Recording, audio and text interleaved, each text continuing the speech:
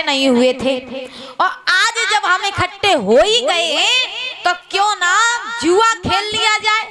और ध्यान रखना, जहाँ जुआ खेलता है, शराब पीती है, मांस खाता है, वहाँ कलयुग का वास होता है।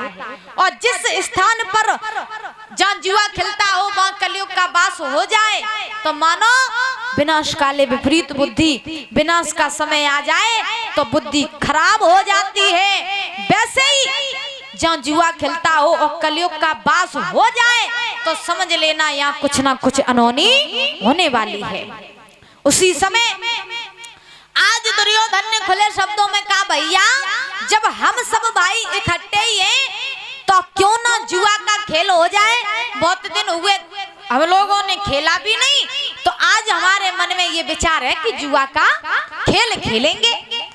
अब पांचों पांडव इकट्ठे बोले, ठीक है भैया, अगर तेरे मन में इतनी लालसा है तो हमें कोई आपत्ति ना है, तू जुआ का खेल खेल ले।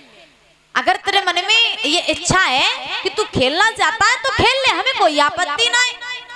अब तो महाराज दुर्योधन तो चाहता था कि ऐसा हो ही जाए, क्योंकि उसे पांडवों की सारी जितनी भी राज्य महल थे सब कुछ छीनना था और अपने अपमान का बदला लेना था।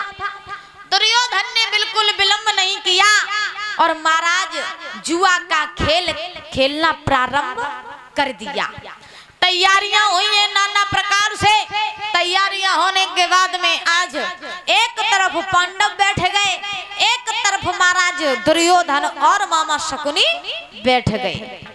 अब जैसे ही बैठे खेल प्रारंभ हुआ तो जैसे ही महाराज प्रथम दाव लगा, परीक्षित महाराज जैसे ही प्रथम दाव लगा तो महाराज मामा शकुनी ने अपनी चाल चल दी। और कैसी चाल चली?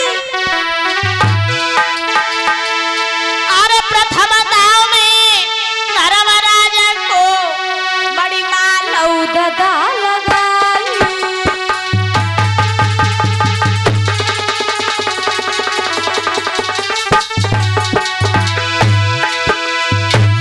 आज धर्मराज युधिष्ठिर ने पहला दाव क्या लगाया?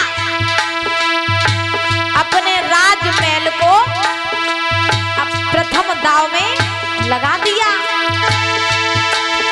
अरे प्रथम दाव में धर्मराज ने, अरे प्रथम दाव में धर्मराज ने बड़ी मालऊ गदा लगाई और कपट को पास हो फेंक करे, एक कपट को पास हो फेंक करे शकुनी ने लई छिनाई।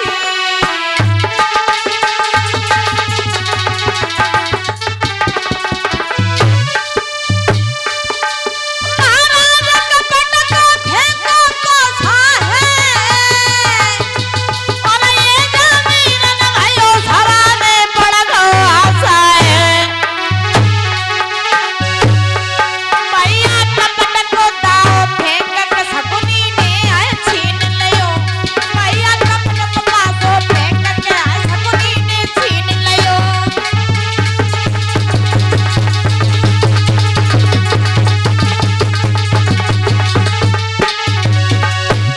शकुनी ने छीन लियो, शकुनी ने छीन लियो, आज शकुनी ने छीन लियो। भैया भैया कपट को पासो फेंक के आज शकुनी ने छीन लियो।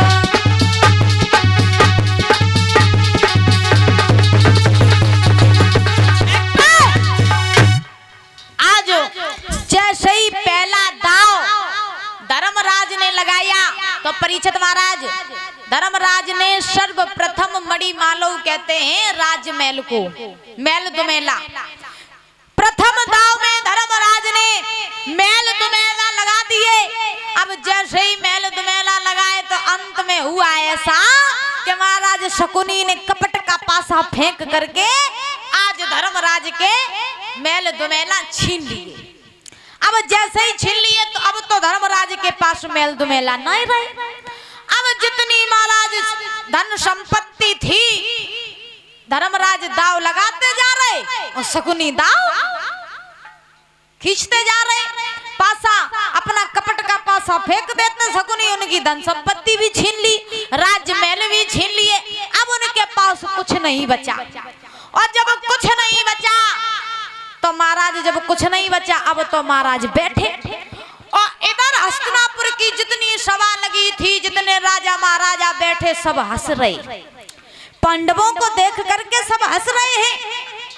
अब उसी समय जैसे ही धर्मराज के पास कुछ नहीं रहा, दुर्योधन ने आवाज लगाई, है भैया दाव फेंको, कुछ और लगाओ दाव पे। अब धर्मराज के पास कछु है तब तो दाव पे लगाए, कछु नहीं।